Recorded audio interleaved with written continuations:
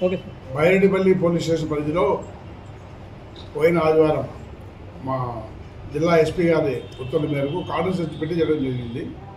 అక్కడ suspicious persons ఎవరైనా ganja habit అలవాటు ఉందా అని చెప్పేసి గాంజా కిట్స్ ఉన్నాయి పోలీసులు లేదు మా దగ్గర. ఇప్పుడు ఎవరన్నా పట్టుకొని చెక్ చేస్తే ఆ గాంజా కిట్ చెక్ చేస్తే వాళ్ళు గంజా కన్జ్యూమర్ చేస్తున్నారా లేదా విషయం తెలిసిపోతుంది.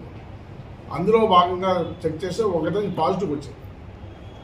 అతను హ్యాబిచువల్గా అప్పుడప్పుడు తాగేవాడు.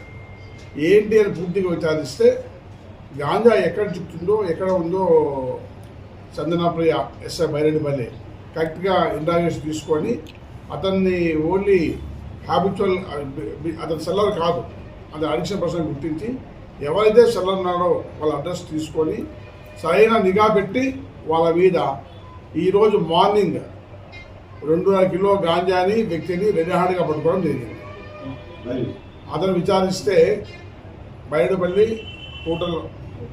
కూటలవంకపల్లి విలేజ్. అతను లారీ క్లియర్గా పనిచేస్తున్నాడు. లారీ క్లియర్గా పోయినప్పుడు ఆ బరిస్తా దగ్గర తీసుకొని ఇక్కడ తీసుకొచ్చామని చెప్తున్నాడు. చిన్న చిన్న ప్యాకెట్లు పంపుతారని అతని దగ్గర ఆ కన్జ్యూమర్ చిన్న ఇన్ఫర్మేషన్ వరకు ఇట్లా పట్టుకోవడం జరిగింది. కన్జ్యూమర్స్ ఎవరైనా సరే ఉన్న డీటెయిల్స్ మీరు ఇచ్చినా కూడా వాళ్ళ ద్వారా మాకు సెల్లర్స్ ఇస్తారు.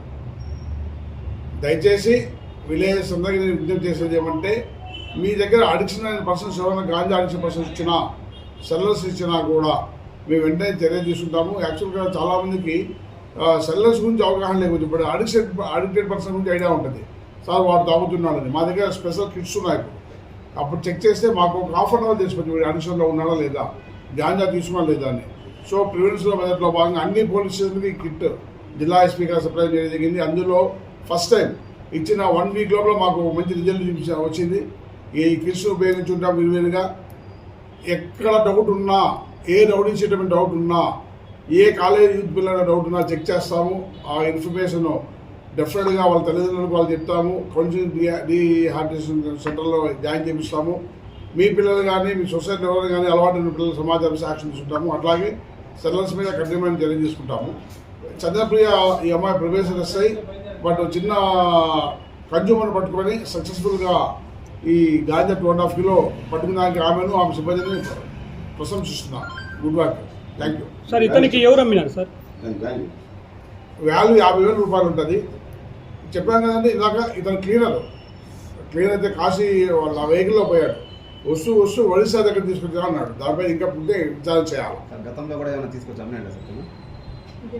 ఇదే ఫస్ట్ టైం, ఇది ఫస్ట్ అఫెండర్ ఇతని మీద. సార్ వీళ్ళకి ఎలాంటి శిక్షలు ఉంటాయి సార్? గాంజా అనేది నాన్ బెయిలబుల్ కేసెస్. దీంట్లో ఆ క్వాంటిటీని బట్టి శిక్షలు ఉంటాయి. ఆ క్వాంటిటీని బట్టి వాడు సప్లై చేసే దాన్ని బట్టి హ్యాబిచువల్ని బట్టి శిక్షలు ఉంటాయి. 7 years పైన కన్విక్షన్స్ అవకాశాలు ఎక్కువ ఉంటాయి.